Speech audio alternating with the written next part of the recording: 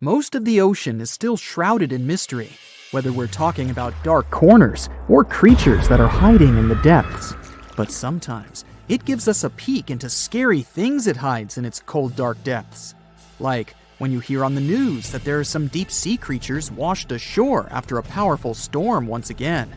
Some just look weird, while others are real monsters that live at depths of more than 3,300 feet. The coldest and deepest parts of the ocean have created one specific phenomenon called gigantism. So, sea spiders, squids, worms, and many other animals, mostly invertebrates, or creatures without backbones, they're all way bigger and scarier than the versions we see in the more shallow areas. In the Pacific depths, you can see a sea sponge as large as a minivan. Or what about the colossal squid that lives in subantarctic waters and is nearly 14 times longer than the arrow squid, a type that mostly lives in New Zealand? Researchers found many of these underwater monsters in the abyssal zone of the ocean. Back in 2021, the researchers showed images of the giant phantom jelly. It was at a depth of 3,200 feet. Its tentacles were 33 feet long. Wow, I wouldn't like to face that one on the beach. It probably eats only small fish and plankton, but it can swim to depths of more than 21,900 feet. And down there, this giant jelly doesn't have enough food. How does it survive then? Scientists haven't figured it out yet. And there are even more questions related to the giant squid, the biggest one ever found. This monster is 43 feet long, with a weight of nearly a ton. Imagine if those tentacles would grab your car, or something like that. They would smash it like it was a toy. There's no light in the abyssal zone. Sun rays just can't penetrate that deep.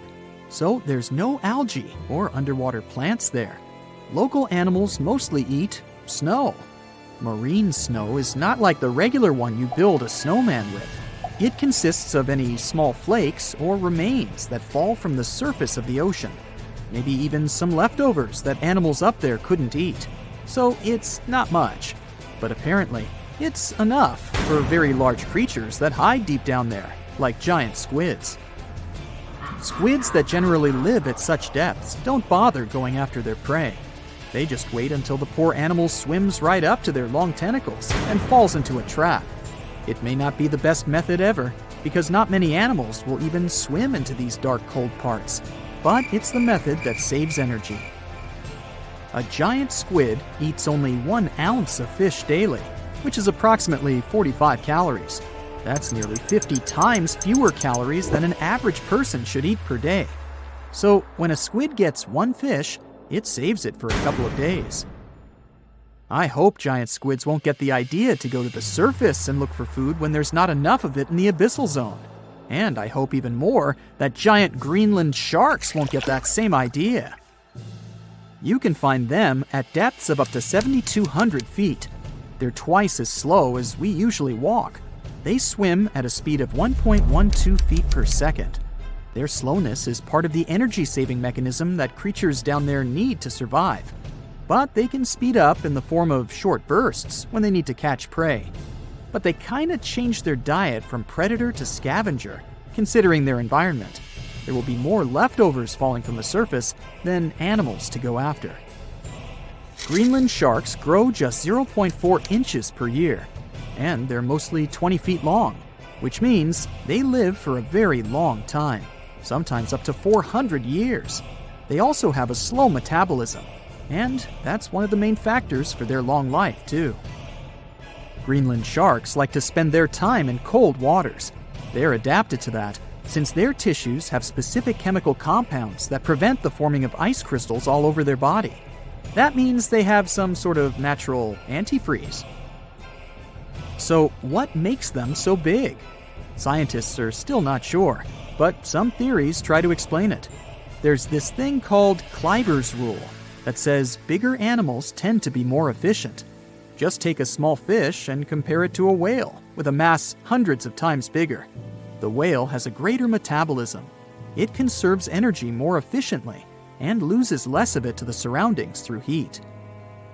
Moving on, bigger animals can ingest bigger prey. They're more likely to go through tough issues in their environment or defend themselves from predators going after them. Also, the body gets bigger when temperatures are lower. The Greenland shark is a perfect example. So are giant sea spiders. Sea spiders are generally common, and you find some very small ones at 0.04 inches. But in deeper parts of the Antarctic, they become 3-foot-long giants. They grow so big because the cold water has more oxygen. That way, more of it diffuses into the animal's body, and that allows it to grow bigger. Yeah, both as a creature and a nightmare. And how about this giant tube worm? Researchers found it accidentally while they were exploring the mysteries of the Pacific Ocean floor. They stumbled upon unusual hydrothermal vents. Volcanic heat is a thing that gets them going. As water seeps down through faults or cracks in the rock, these vents change their direction. When the water gets out of the vent, it's rich in different minerals and chemicals. Most animals wouldn't survive being around this toxic soup of chemicals, but not these tube worms. They came as a true surprise, because not only are they not bothered by these toxic vents and the almost boiling temperature of the water, but they developed entire ecosystems there. They're unique because they don't need sunlight to survive. Instead, small bacteria are their main source of energy. That bacteria gets their energy directly from these toxic chemicals. So it's not photosynthesis, but a process called chemosynthesis. And these tube worms don't have mouths. These bacteria live inside them. Strange story, huh? Plus, these scary worms reach up to 8 feet. Giant isopods are no better either. They lurk at the depths of the ocean of 1,640 feet or more below, far away from the sunlight, looking like some monstrous wood lice. They spend most of their time on the seabed, hoping to find some food falling from higher levels of the ocean. Check out their small hooked claws at the ends of their legs. Isopods use them to remain more stable while moving around the ocean floor. Since there's no light, they have long antennae that help them feel their way around. These sensory antennas are about half the length of their body. Giant isopods have pretty big eyes compared to their body size, too. They can grow over 12 inches from head to tail. And these fellas are really patient. Remember how we said animals down there rarely get food? Sometimes they need to wait for years to get a proper meal. That's why their metabolism is amazingly slow. 5 years later. They can go for 5 years without eating anything. Imagine that. I get hungry just talking about this. In 2006, a biologist did research to compare the differences between the shallows and the deep sea regions.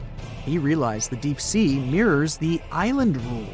First, isolated parts of land develop biodiversity you won't find anywhere else. Second, small-bodied life there grows much bigger when it's isolated, compared to life on large land masses. Resources are limited, but also competition and predators. And we don't know much about these deep-sea creatures. It's too expensive and too complicated to carry out such research. So we'll just wait for more raging storms to show us at least part of the monstrous world cold ocean depths hide. There are plenty of fish in the sea. Some of them look totally like Nemo or Dory. Then there's the butterfly fish and fancy guppy, which is indeed really fancy. And then there's... What on earth is that? I would definitely not pay for a diving experience to see this guy. The anglerfish has the unofficial title of the ugliest animal in the world, but I wouldn't dare to break that news to it. There are more than 200 species of anglerfish currently swimming somewhere in the gloomy depths of the Atlantic and Antarctic Oceans, up to a mile below the surface. Some of them prefer different living conditions, the shallow tropical environments. Different kinds of anglerfish vary in shape and size, from the famous black sea devil to frogfish, monkfish, footballfish, goosefish, batfish, and sea toad. The larger ones can be half as long as a full-sized bed, but most are less than a foot long. Since the choice of meals where these guys live isn't that huge, they had to come up with a unique hunting strategy. They don't waste their priceless life energy on following prospective prey. Instead, they use a piece of dorsal spine that sticks above their mouths like a fishing pole, hence the name of the fish. There's a sac of bioluminescent bacteria that glows brightly in the dark at the end of that rod. The light lures prey, and all the anglerfish has to do is wait, and then enjoy its lunch delivered right to its mouth. Their bodies are pliable and huge, so they can easily swallow prey twice their size. Deep-sea anglerfish eat whatever they can find. Species that live in more shallow water aren't picky either, and can eat anything from shrimp to snails and small fish.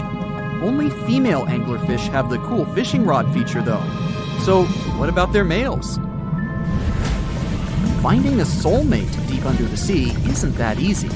I mean, literally, there's no light down there. Plus, there are frigid temperatures and low oxygen levels. Anglerfish can't afford to go on many dates in those conditions, so they mate for life. And before you go aw about it, I have to tell you, they do it in quite a special way. Male anglerfish are much smaller than their ladies. The contrast is so striking that when researchers first got interested in their love life, they thought those males were actually the offspring, or larvae, hanging out next to their moms. Certain anglerfish male species have receptors that alert them that there's a female nearby.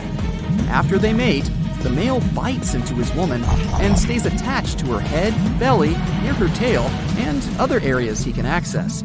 While they morph together forever, the female fish gets the male's cells, DNA, and reproductive organs, but loses her immune response cells.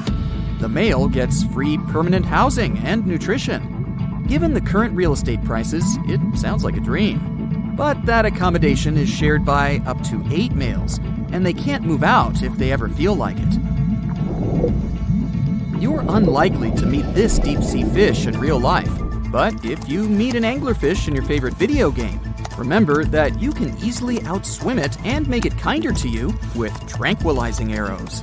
Once you befriend it, the anglerfish can be your scout and help you discover new areas with its bioluminescent pods. Back in the real world, down in the twilight zone of the ocean, about 650 to 3,300 feet down, the anglerfish isn't the only creature you're lucky you'll probably never meet. Many of the locals look like they come straight out of science fiction or horror movies, but that's because they had to adapt to this dark, deep world. I did my best to get you prepared for the creatures you're going to meet, starting with the common fangtooth. They spend most of their lives deep down, but at night, they move toward the surface to snack. These guys are more active than most other deep-sea dwellers. They don't wait for food to come their way, but actually follow it, and then get it with their long, hungry teeth. They don't have a built-in light bulb like the anglerfish, so they've developed a great sense of smell and use as much sunlight as they can get there in the depth to get around. Sometimes, even the shadow of a passing by prospective prey is enough for them to switch to action mode. And though they don't look too charming, they're completely harmless to humans if you ever run into one of these guys.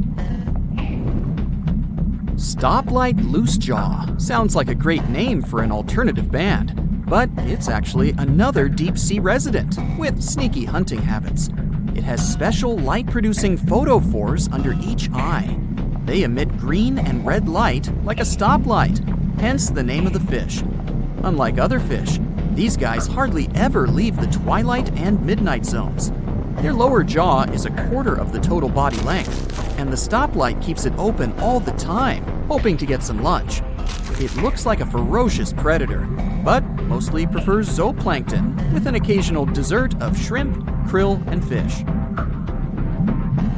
I'm sure you didn't expect to meet a hybrid of an eel and a bird, but here it is! The slender snipe eel has a beak, much like that of a bird, with curving tips. The beak is equipped with tiny hooked teeth that the eels use to catch the antennae of delicious shrimp. And it sure is slender, stretching up to 5 feet and weighing only a few ounces. Scientists don't know all of this guy's secrets, since it's pretty tricky to study in their natural habitat.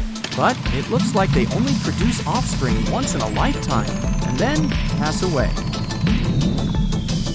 Glass squids like to take it easy in life and literally go with the flow. They're filled with a solution which is lighter than water, so they don't have to make any effort to move around the deep sea looking for food and partners.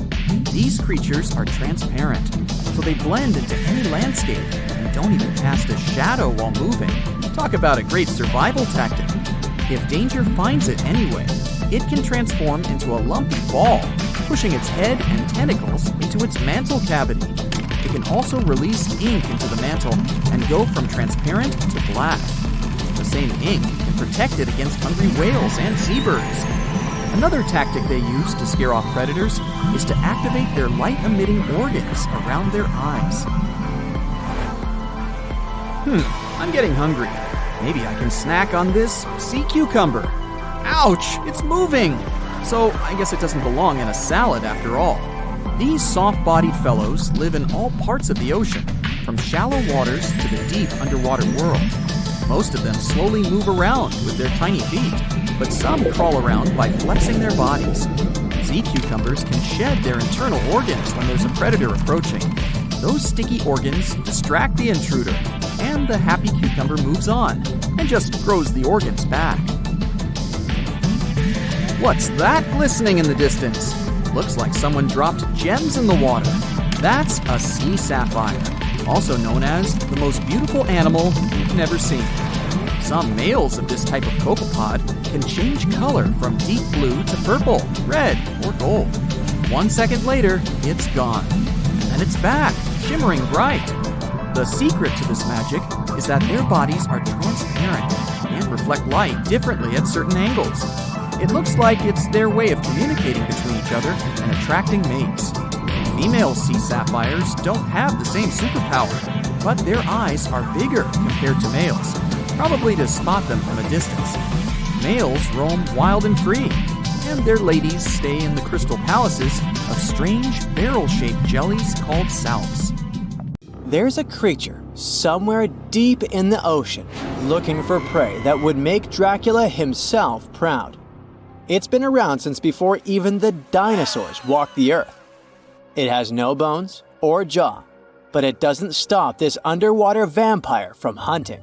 The name of this eel-like parasite is the Pacific lamprey.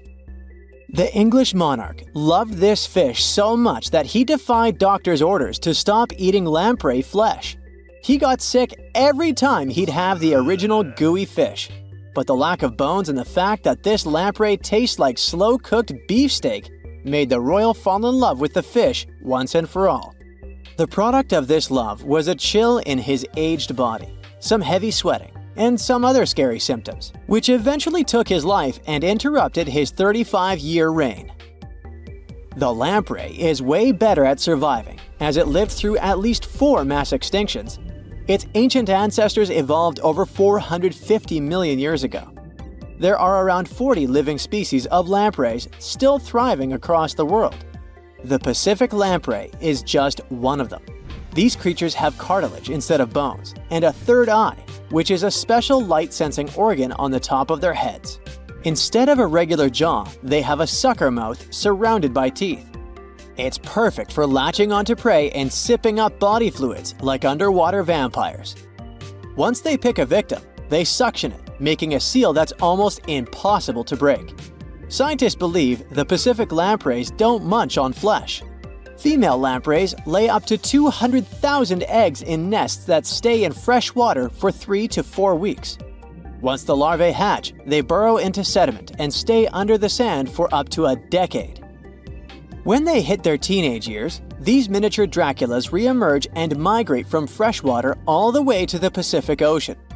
This journey isn't the easiest, and it takes some changes to its appearance and physiology to adapt to a huge change in salinity. After several years, they go back to freshwater to reproduce. Pacific lampreys can use chemical clues released by their larval migrating pals to find their way. They can travel hundreds of miles inland to find the perfect spot for spawning and rearing. It's not always the same place they spawned in. Many species of birds, mammals, and other fish can appreciate the fatty flesh of lamprey. This makes them some of the most valuable players in freshwater and marine ecosystems. Another lamprey type, the sea lamprey, is native to the Atlantic Ocean. It's not that dangerous when it's at home, but once it gets to the Great Lakes, it becomes a real threat to the 4 local native species of lamprey. The sea lamprey is up to 4 times bigger than the lake species. It has unlimited food and spawning grounds, and no natural predators here, so it becomes cocky. It secretes an enzyme that doesn't let the blood clot. Once it attaches to some unsuspecting fish, it spends the next several months feeding off of it. And even if the fish shakes the lamprey off, it doesn't have long to live because the mark the predator leaves behind. Sea lampreys aren't interested in humans, but can accidentally latch onto a swimmer. It won't be fatal, but it's not the most pleasant sensation, and you need to get the spot of the impact disinfected. The Australian box jellyfish looks harmless, but it's considered the most venomous marine animal. Unlike other kinds of jellyfish that float with the current rather than swim, this creature can reach an impressive speed and choose its own direction. It has tentacles covered with tiny darts loaded with poison. People and animals that get unlucky enough to meet with those tentacles face some scary and sometimes even fatal consequences in a matter of minutes. Before you decide to never revisit the ocean, you should know that only a few out of around 50 existing species of box jellyfish have venom that is lethal to humans. There are some not-so-dangerous species living in warm coastal waters worldwide. And the most dangerous ones are in the Indo-Pacific region and northern Australia. A blue-ringed octopus spots a signature psychedelic color and the ability to take away your life. This cute-looking sea monster likes to spend its time in the soft, sandy bottom or shallow tide pools and coral reefs. It normally hides in underwater crevices, among shells or debris. If you disturb it, the octopus will activate its tiny color-changing organs and demonstrate its blue rings as a warning signal. The next step will be releasing a venom 1,000 times more powerful than cyanide. This venom is more toxic than that of land mammals. The octopus normally uses it to hunt crabs, shrimp, and small fish by pecking them with its beak and paralyzing them. There is no known antidote for the venom, so if you ever see this sea creature, the best you can do is to stay away from it. It bites without any pain, so you might notice when it's too late. The good news is that it's not aggressive and won't go after you unless it's cornered. The reef stonefish are masters of disguise in the underwater world that camouflage themselves on rocks, coral reefs, or just blend into the seabed. They thrive throughout tropical marine waters of the Indo-Pacific. Their invisibility superpower makes them especially dangerous to their prospective victims they ambush and swallow whole. If someone happens to disturb them, their 13 defensive dorsal spines stand on end and deliver a powerful venom punch. They say stonefish stings are extra painful and lead to scary consequences within minutes. They're called the most venomous fish in the world. If you don't do anything about it, the impact can be lethal. If you ever go diving in the Pacific Ocean, be careful not to pick up a cone snail from the seafloor. It has a beautiful shell made of brown, black, or white patterns. Like most other snails, it's slow, but it has a complicated system of seeking out prey. It likes to snack on fish, marine worms, or even other snails. Once a cone snail senses food is near, it activates a sharp proboscis, or a needle-like protrusion from its mouth. The attack is swift and super potent. The victim doesn't even have time to realize what happened to them. Once it's completely incapable of moving, the cone snail swallows it whole. Humans aren't on its menu, but it can still release the venom if someone steps on it or disturbs it. The proboscis can even penetrate gloves. Luckily, only several out of over 700 species of cone snails can take a human's life. But since there's no antivenom, you better not risk it. All 52 known species of sea snakes living mostly in the warm tropical waters of the Indian and Pacific Oceans are venomous. The beaked sea snake even has the title of one of the world's most venomous serpents, but it's one of the few kinds that can pose a real threat to humans. Sea snakes prefer a peaceful coexistence and would rather slither away than engage in any confrontations.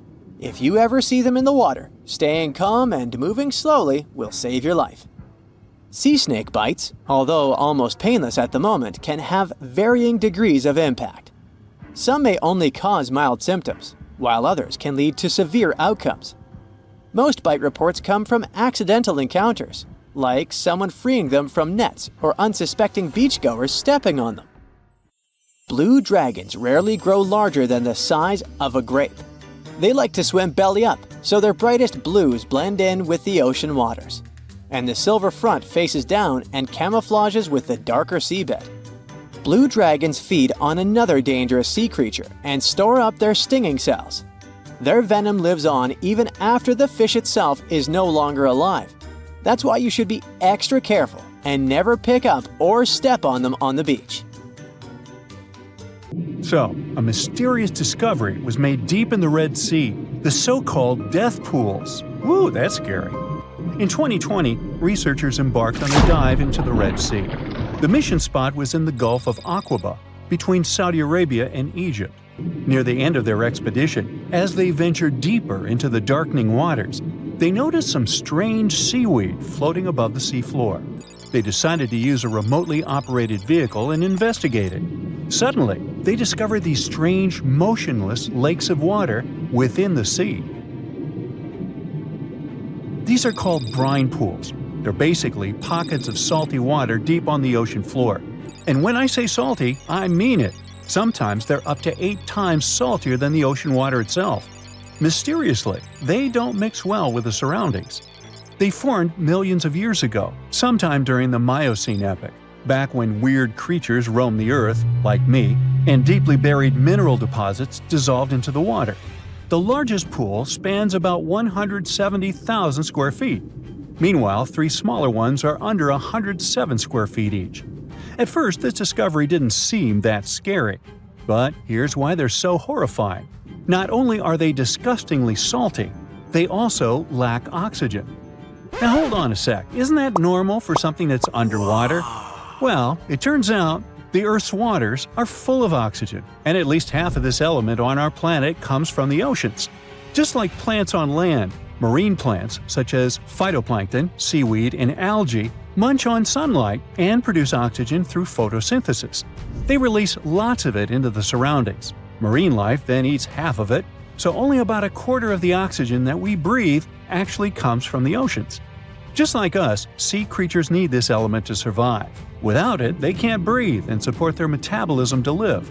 That's why these pools are super dangerous for most of them. It's like a puddle of thick syrup for bugs. When they get in, the poor things immediately suffocate and pass away. Which is why the pools are surrounded by a graveyard of marine animals. But let's see how these things can exist in the first place. Have you ever tried making ice cubes from salty water? Spoiler, it's pretty hard.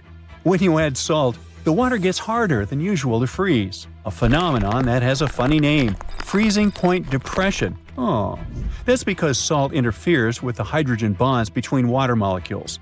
As it finally freezes, stuff like particles, dirt, or dissolved salts get pushed out to the sides.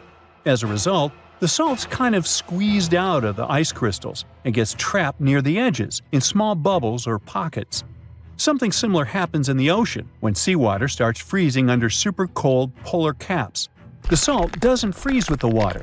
Instead, it gets pushed out, forming a super salty cold liquid, the brine. And then it sinks down to the ocean floor. On a large scale, all this process also helps currents to form. Despite being so dangerous, the pools are still full of microbial life, because microbes couldn't care less, they'll survive anywhere. There are literally thick mats of them in the brines. There are also some salt-loving creatures, like shrimps and eels, hovering around the pool's edges. They're being super creepy, waiting to catch unsuspecting prey that ventures too close to the toxic death pool. Ew. Well, it sounds icky, I know. But this discovery gives us some fascinating insights into how life might have originated on Earth. We already know from the evolution theory that we came from the ocean, but now scientists think that life might have begun in the deep sea in some super dark, oxygen-free places. These brine pools are like time capsules. They're one of the closest things we've found to the early Earth. They can tell us the planet's history of earthquakes, floods, tsunamis, and more. For example, they have some traces of rainfall that happened over 1,000 years ago. And they can also help us search for life on other water-rich planets. For example, Mars most likely used to have huge oceans on it. Now, NASA scientists want to send a special instrument called HABIT for a special red planet mission to study things similar to our brine pools. This will tell us more about how life appears and survives in the universe. There is lots of unexplored fascinating stuff like this in the Red Sea. That's why scientists conducted the so-called Decade Expedition and spent around 5 months exploring the place. This expedition was launched by the National Center for Wildlife. They made so many remarkable discoveries that now we've got 77 new research papers. For example, they found over 10 blue holes, incredible underwater sinkholes that host unique ecosystems. They also learned that dolphins can use those blue holes to protect their young from predators. Scientists also found traces of great white sharks, a creepy community of deep-sea lanternfish living in low oxygen conditions, and even a new coral species. It's the most resilient deep-sea corals that also vibe just fine without oxygen, like microbes we mentioned. Speaking of which, research also showed us some new ancient thermal vents and large blobs of microbial formations near Farasand Island. Now, can you believe that with all that, we only explored 5% of the ocean? It's divided into several layers based on depth. Each layer becomes darker and more isolated from sunlight as we go deeper. The places that no sunlight can reach are terrifying. Now, the fun, cute layer with dolphins and turtles is called the epipelagic or sunlight zone. It's so tiny, but even this layer is about 650 feet deep. Then we have the mesopelagic or twilight zone. It's the layer of mysterious octopus, shark, and other loners, which extend to about 3,000 feet down. And then the horrors begin after this one. We encounter the bathypelagic or midnight zone. It extends to 13,000 feet below the surface, about a half of Everest above you. Here we have the famous poor blobfish, squids, and anglerfish. Below it is the abyssal zone. It extends to about 20,000 feet deep. Since there's not much sunlight or oxygen, as we mentioned, most creatures here are quite small, like tube worms and shrimp. The darkness continues until we arrive at the scariest place of the planet, the place full of trenches formed by tectonic plate movements, the Hadal Zone. It's named after Hades, the deity of the underworld in Greek mythology. Just like Hades' realm is dark, remote, and guarded, the Hadal Zone is the deepest and most depressing part of the ocean. It starts at depths of around 20,000 feet and can go down to 36,000 feet and more. The famous Mariana Trench also belongs to this zone. Only 3 people in history have ever explored these depths in person, making it one of the least explored and most mysterious places on our planet. However, despite crazy high pressure, near freezing temperatures, and complete darkness, there are still things who manage to survive here. Guys like amphipods, which are critters who feed on dead material sinking from above, and the Hadal snailfish, which lives as deep as 27,000 feet. So scientists used to assume that if there's no sunlight, there wouldn't be that much oxygen around. But one day, a research team decided to measure the levels of oxygen in one of those deep zones. Surprisingly, the levels were super high. They checked the equipment thinking that it was malfunctioning, but nope, all the sensors showed the same thing. Turns out the oxygen was somehow generated by rocks. These small potato-sized rocks on the seafloor are called polymetallic nodules. They're rich in metals like copper, nickel, and cobalt, and they're basically like small batteries. When you put a battery in salt water, it can produce bubbles of gas, a process called electrolysis.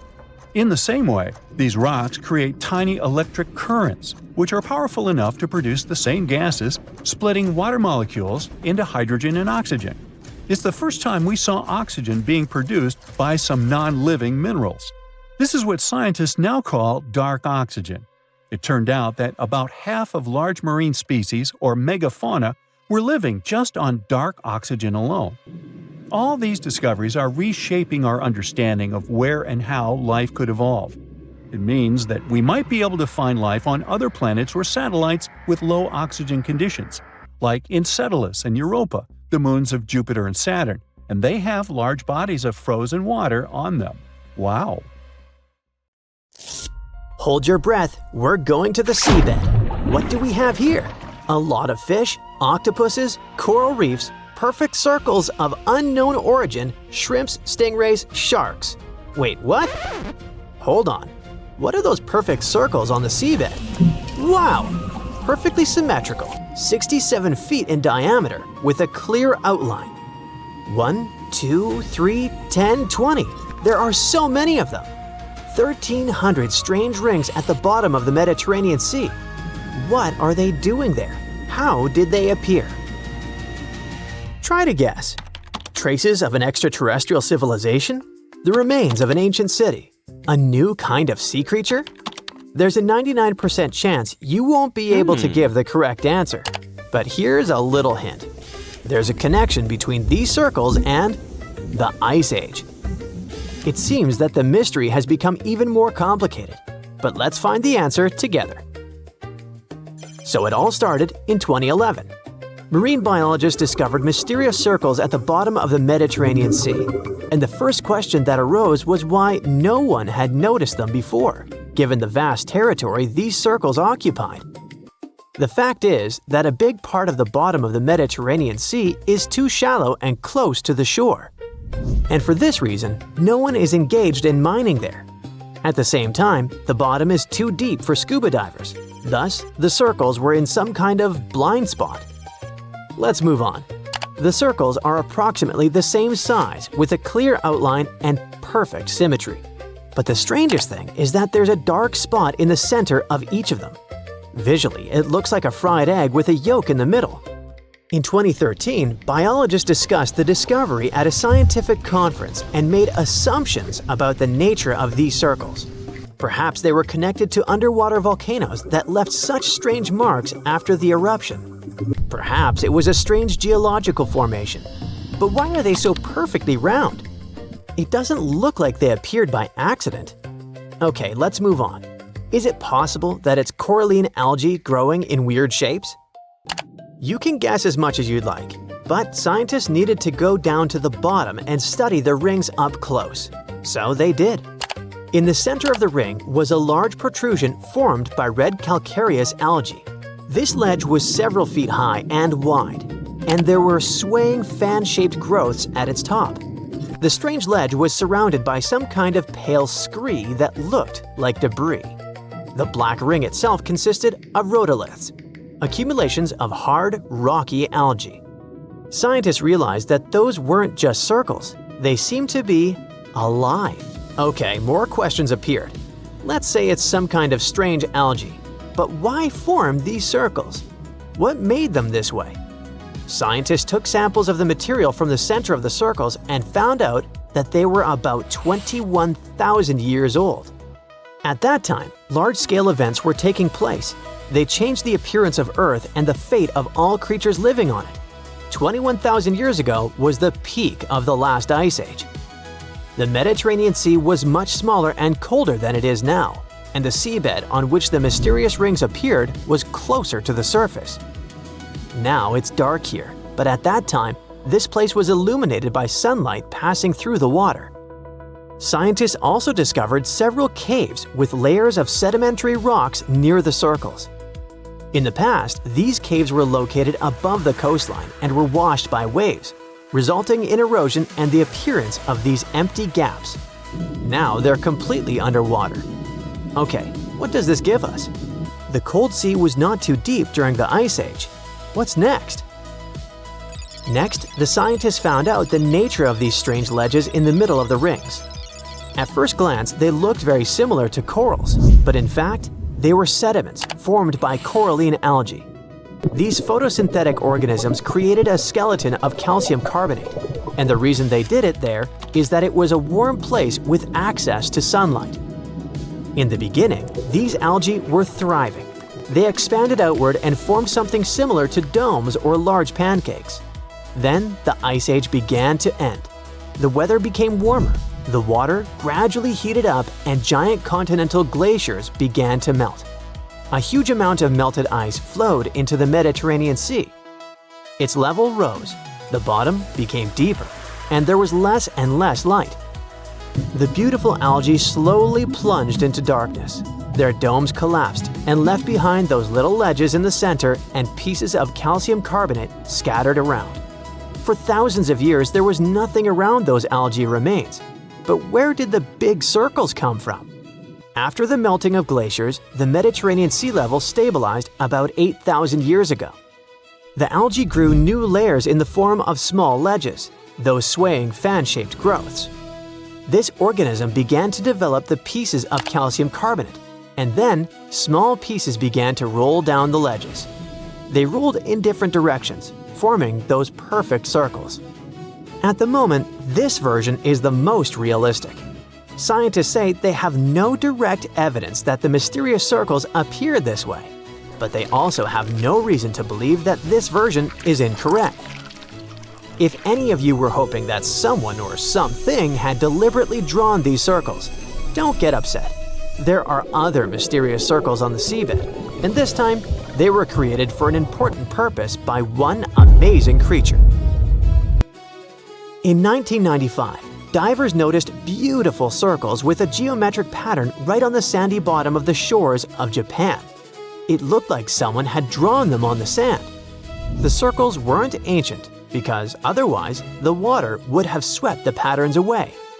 Indeed, soon those drawings were erased, but then new ones appeared. Nobody knew what was going on. Was someone drawing stuff to tease divers? But it turned out to be much cooler. The patterns were supposed to attract females, and this someone who drew them was a small, white-spotted pufferfish.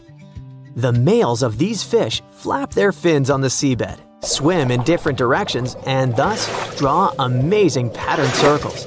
They have no art education, and they probably can't think abstractly, but they really want to start a family. These fish are about 5 inches long, but their artworks are about 7 feet in diameter. These little artists try their best, but what happens afterward? The female swims in, looks at the pattern, and gives her score. If she likes the pattern, she's ready to start a family. If she doesn't like the drawing, she dashes away and leaves the poor pufferfish with a broken heart. Nothing much is known about the drawings. Scientists can't get into the fish's brain and find the answers. All we can do is observe. And during long observations, scientists noticed some curious things. Around the center, there are perfectly aligned gaps and patterns.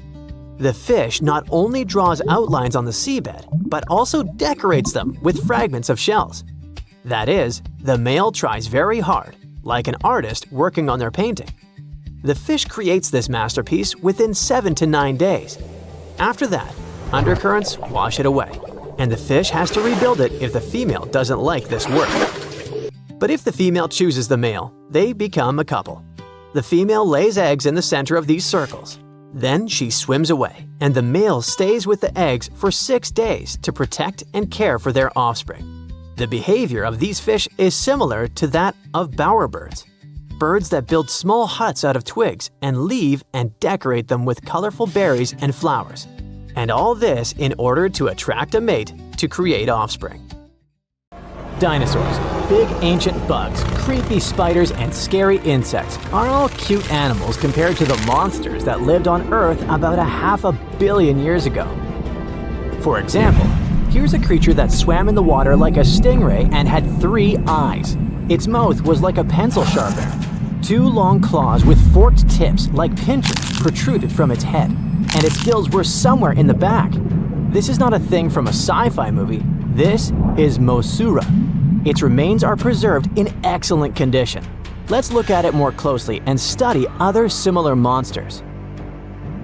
The Cambrian Explosion. Remember this name. This period is also called the biological Big Bang, the time when a huge number of different living creatures began to appear in the ocean, large, small, and tiny. The ancestors of almost all modern animal groups were most likely born during the Cambrian Explosion, which lasted from 541 to 485 million years ago. It was a time when the first truly effective and terrifying predators appeared on Earth. One of them was Mosura. It's only the size of an index finger, but you would never want to meet such a creature while swimming in the sea. It's scary to imagine what it could do with its pencil sharpener-shaped mouth. And you probably wouldn't be able to hide from it because, come on, it had 2 eyes on the sides and 1 big eye on its forehead. Mosura belonged to a group of arthropods. Scientists called it a sea moth since it reminded them of a moth. This thing used a flap-like apparatus similar to wings to float in the water like a stingray. This monster was quite creepy, but its appearance may seem familiar because it's a distant relative of modern spiders, crabs, centipedes, and moths. Scientists found several 506 million-year-old Mosura fossils, but unlike many other similar finds, these ones have been preserved in excellent condition. The found fossils showed sharp claws, a toothy jaw, and large gills in the tail section. Some parts of the fossil were so clear that they revealed the details of the creature's internal anatomy, including parts of its nervous and circulatory systems and digestive tract. It had jointed limbs like those of modern insects and crustaceans. When this monster swam in the sea, it probably grabbed its prey with long spiked claws sticking out of its head.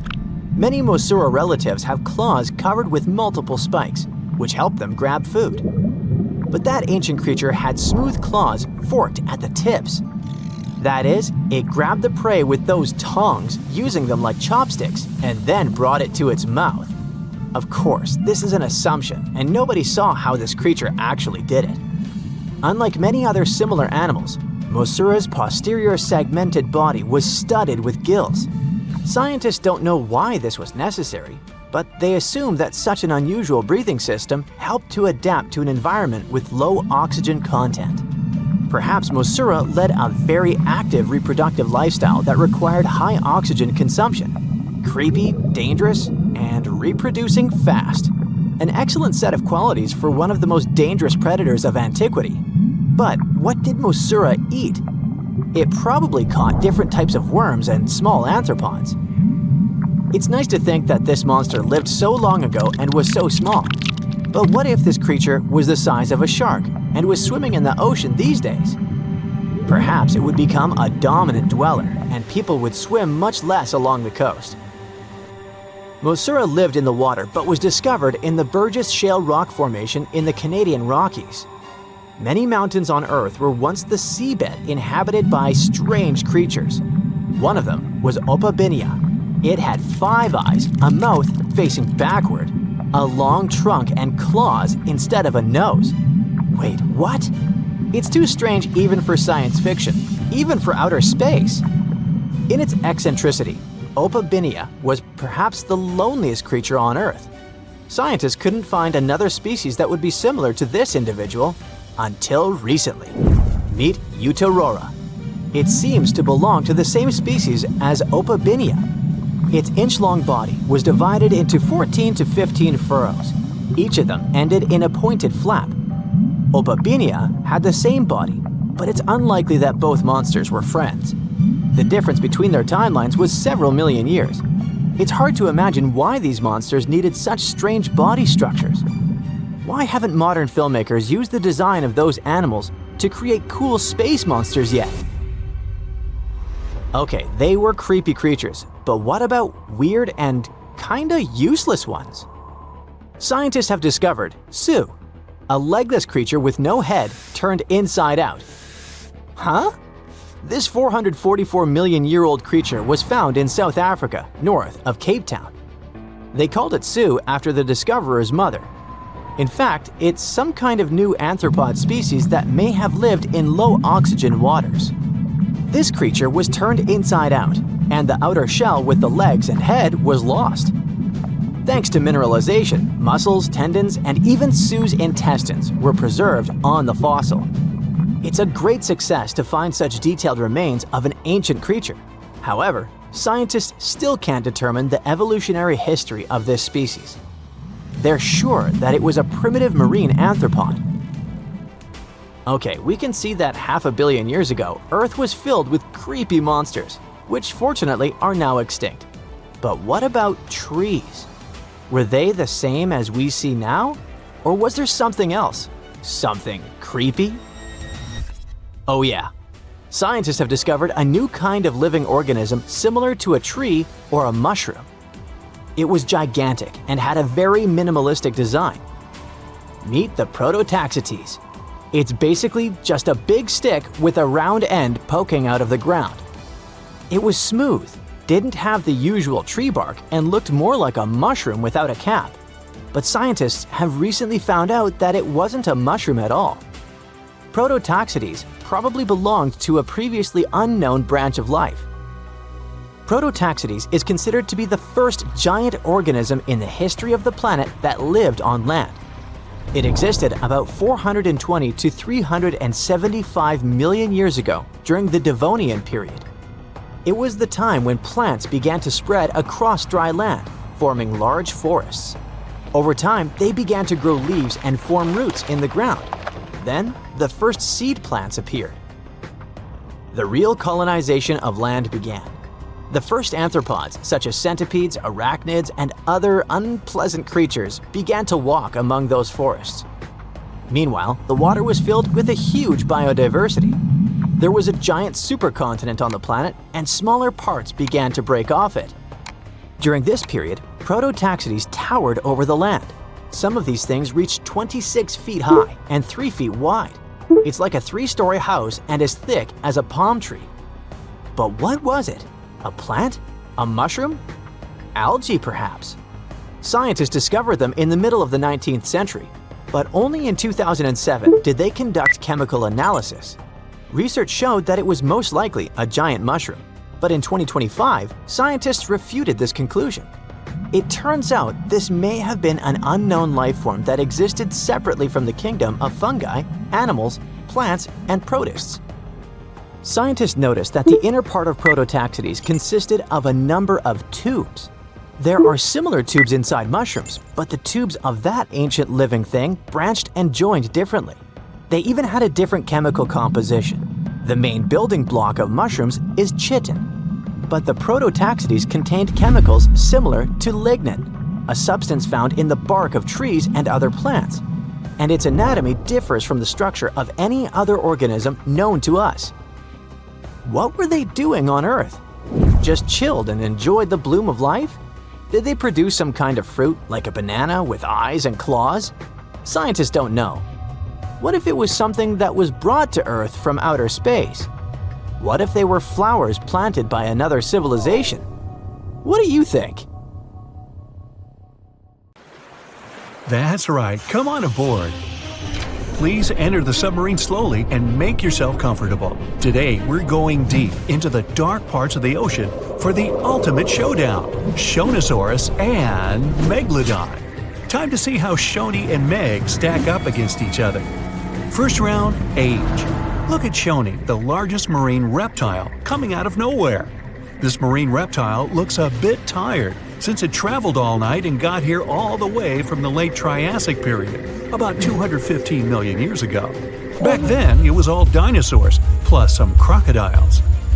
Oh look, Meg got here on time too. She looks a bit more fresh and relaxed, probably because she's way younger than her contender. She started her dominance over the ocean 20 million years ago. Will she be able to stay on the throne after this duel? Meg went extinct about 2.5 million years ago, or at least we think she did. Only about 5% of the ocean has been explored, so spreading stories about an underwater giant shark is pretty easy. Who knows what's really hiding down there? Even though they're both extinct, dinosaurs like Shoni are way older. Meg's a baby compared to her. Sorry, Meg, 1 point goes to your older challenger. I bet Shoni's got some awesome stories to tell. Next round, length. Ah, good old Meg. She's the largest shark that ever lived on our planet, around 60 feet long. There aren't any full fossils of her to get a really accurate measurement. Scientists that study modern sharks can guess her length by her epic tooth size. Shoni was a little bit shorter, around 50 feet. She kind of looks like a bigger, bonier version of a dolphin. Dolphins can grow up to 13 feet long. Even the biggest dolphin, the orca, looks tiny. It's only 30 feet long. 1 point goes to Meg for being huge. And we're tied up at 1 apiece. Round 3, teeth. Meg was one of the greatest threats in the ocean, with teeth similar to those of a modern white shark. Scary, symmetrical, triangular, insanely sharp, and up to 7 inches long. Meg had around 276 teeth in 5 rows. That sounds super scary, but some modern sharks have over 300 teeth. But they're not all ready for action. Some are fully grown, some are still growing up. Sharks' teeth are not that strong, so they fall out a lot, which is not that big a deal like it is for humans. They produce new teeth all the time, so they can replace the ones that get worn down. Get this, Meg probably worked her way through about 40,000 teeth over her lifetime. Shoni, unfortunately, won't be able to defend herself with teeth in this duel, because she doesn't have any. Researchers believe that younger Shonis had teeth because they needed some help getting food and fending off rivals. When they got bigger and older, they didn't need them anymore. Sorry, Shoni, this round isn't even close. Meg takes the lead 2-1. Next round, who can eat more? Scientists believe Meg ate around 2,500 pounds of food every day. Her teeth tell us she didn't exactly love the salad bar. With a mouth almost 10 feet wide, Meg had the most powerful bite of all animals on our planet. That way, she didn't have to be too picky. She could munch on bigger ocean animals like whales, giant turtles, seals, or any other marine mammal that got, too close. No wonder she weighed about 140,000 pounds. Because of her lack of teeth, Shoni preferred animals with softer bodies, like smaller fish, squids, that sort of stuff. We don't really know how much she ate every day, but with an approximate weight of around 60,000 pounds, she's heavier than 2 sperm whales or 3 elephants, but still peanuts compared to the mighty Meg. Good for you, Shoni. Keep up the good work with all that soft food. But unfortunately, Meg's eating up the points in this competition, 3-1. You don't really want to mess with someone who can eat a whole whale for breakfast. Round 5. Looks. Scientists have reconstructed Meg to look like a bigger, just a little more dangerous version of a white shark. They were so similar that lots of people thought the white shark was Meg's great-great-great-grandkid. But the truth is that they're not related at all.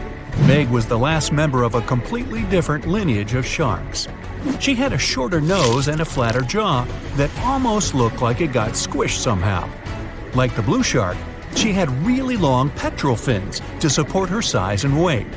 Shoni looks like a tubby, bit quirky, and way bigger version of a dolphin. She has 4 flippers and a longer skull. And what's interesting is that she doesn't have a dorsal or sail fin. Shoni can't do any of those cool tricks and maneuvers that dolphins do. That part also probably doesn't help when she meets another hungry dinosaur. She can't dodge out of the way so easily. Still, Shoni's big enough not to have to worry about that kind of stuff. Step aside, Meg. Stop hogging the spotlight. We want to see more of this cute, funny dolphin-like creature. 1 point for Shoni. She's catching up 3-2. Round 6. Who has a cooler name? Shonisaurus means lizard from the Shoshone Mountains. Why? Because it's a lizard from the you get the picture. Cool name, huh? Megalodon, on the other hand, means large tooth. Sorry, Meg, it's 1 point for Griffith. Wait a minute, wrong video. We're all tied up at 3-3. Round 7. Who traveled more? Just like modern sharks, Meg's skeleton isn't made of bone, it's made out of cartilage. That's the stuff your ear and nose are made out of. So, no matter how much you look for them, you're never going to find any of Meg's bones. Her only fossils are actually teeth, since they're made of dentin. In her 18 million years of existence, Meg traveled a lot. Her teeth have been found all over the globe. She even went on vacation to tropical and subtropical waters. But the one place she never went was to Antarctica. Shoni was a wanderer too. Her fossils were first found near Las Vegas. No, it's not what you think. She really wasn't all about the parties and shows. Vegas was all underwater back then. She too took long trips along the coast, visited different countries, enjoyed fancy seafood buffets all over the world. Pretty good life overall. Let's give Meg this one for making it to almost every continent. She leads 4-3. Round 8. Who was more popular? Seeing Shoni swim by could easily scare away other sea creatures. She's pretty big after all. But pretty soon, they'd see that this reptile wasn't that dangerous. Okay, squid, small fish, they weren't big fans. But medium-sized water creatures soon figured out they were too big for her, so they could be friends. Except for, the Kraken, a colossal squid and legendary sea monster with extremely powerful tentacles. The story goes that the Kraken had something to do with the disappearance of some members of Shoni's family. So let's just say they're not exactly BFFs. Meg, introvert, loner. She comes to the party and stays in the corner, not talking to anyone. And there weren't exactly a lot of animals lining up to ask her to dance. It'd probably be their last. When you're that high up in the food chain, you're never going to be too popular. Shoni makes a comeback with the popularity round, and it's all tied up at 4. Well, that means both of our contestants are going to share the… Wait, Meg looks furious. You can see her gritting her teeth, getting ready to finish this contest once and for all. Shoni smiles peacefully. She's not used to big animals going after her, so she doesn't think Meg would actually do anything crazy, as long as the submarine doesn't get too close. Okay, wait, Shoni's swimming towards Meg. They're gonna go at it. No, Shoni's telling Meg she can have the prize. Wow, crisis averted. Meg does not like to lose. Shoni, you certainly deserve the Pacifist of the Pacific trophy. Uh-oh, Meg doesn't look too happy about that. Better strap in, guys. Here we go! Hey, let's take a deep dive into ocean waters to see which of these creepy-looking animals are our friends. We're swimming in the tropical waters of Naninabalava Island near Fiji. Can you see those giant creatures the size of a Volkswagen Beetle? Those are manta rays. They've got a long whip-like tail and large flat diamond bodies. There are 2 species of manta rays, the reef manta ray and the giant manta ray. They belong to the same family as sharks, but they only have small teeth in their lower jaw. They feed on zooplankton, tiny fish, and crustaceans. Manta rays are social animals, and they like people. Once you let them come close to you, they'll swim around you to observe you. Don't chase them though, because they're super fast swimmers. Their name translates to cloak or blanket, and out of all sea creatures, they've got the largest brain compared to body weight ratio. These fellas can recognize themselves in a mirror. The Asian sheepshead wrasse follows. Even if it seems unsightly, it's one of the friendliest fish you'll come across in the shallow waters of Japan, China, and Korea. It has protrusions on both its jaw and head. It likes to hide in its anemone, and it's usually scared to go out even at 40 inches long. One of these fellows developed a friendship with a Japanese scuba diver 30 years ago. When the diver found the fish, it was injured, and he helped it recover. The diver had been the caretaker of an underwater Shinto shrine. He calls the fish by hitting the underwater bell. Time to go swimming with the largest fish in the world, the whale shark. Though these creatures are sharks, they have a lot in common with whales. They can live for 100 years, though they've got tiny brains. They're indifferent to humans. These fellas don't care about anything they can't eat. And unlike other shark species, they won't bite you.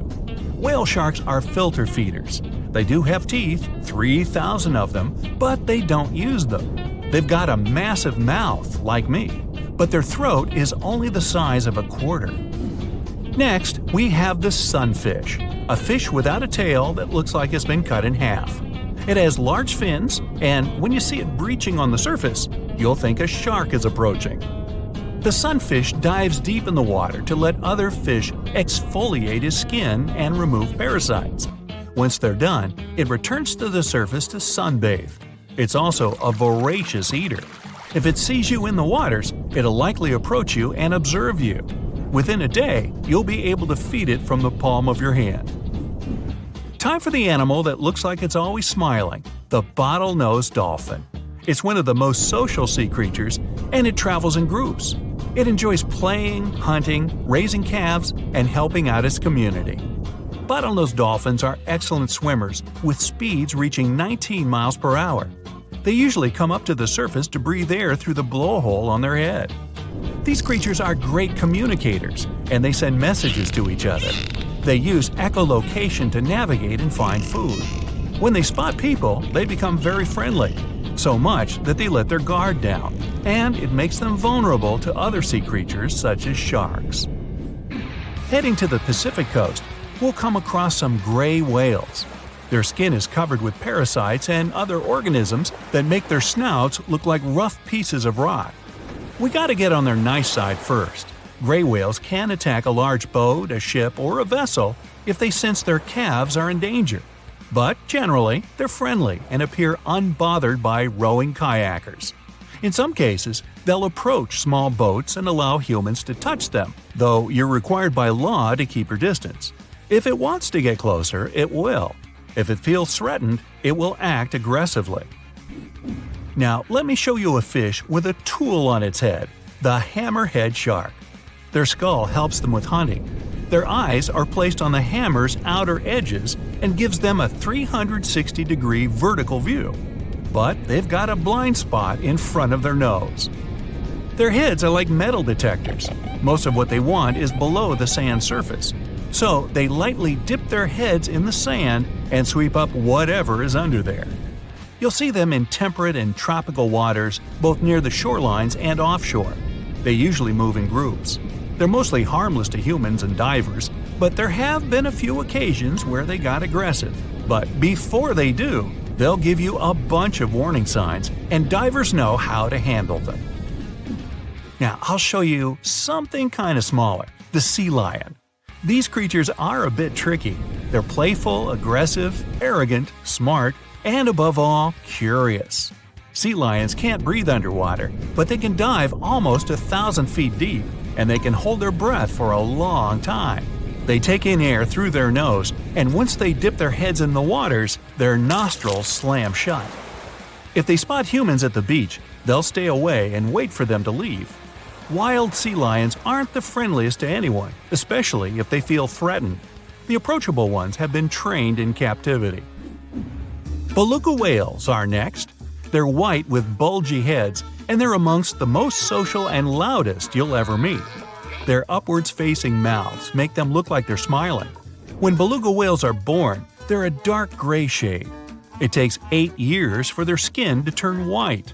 They can change the shape of their heads by blowing air around their sinuses. Beluga whales love humans. Once they make human friends, they don't want to leave. Even though they're wild animals, they become too entrusting with people.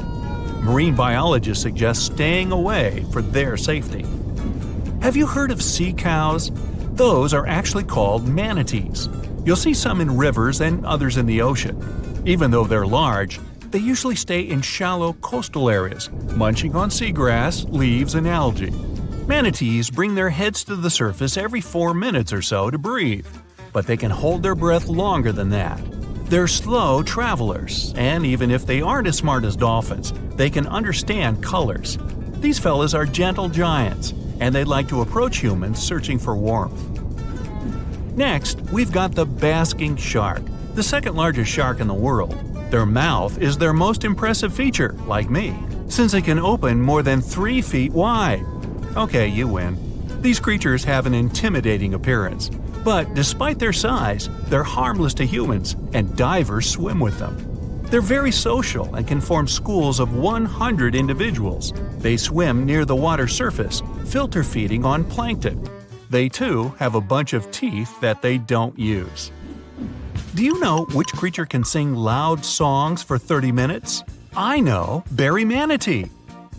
That might be before your time. Actually, it's the humpback whale.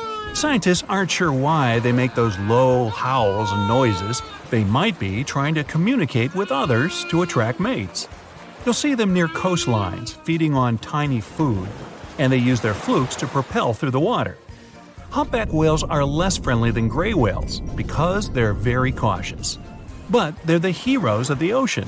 They try to save other animals from orcas, and experts say they're capable of decision-making and problem-solving. On one occasion, a humpback whale jumped in to save a whale biologist from a tiger shark.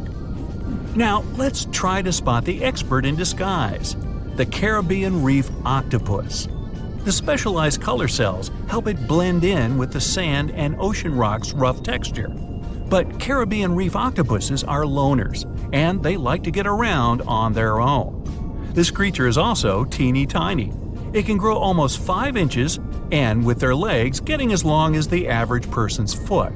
If you get too close to them, they'll likely turn blue and warn you that they feel threatened. Even though they're trusting, it's better to keep your distance to keep them calm.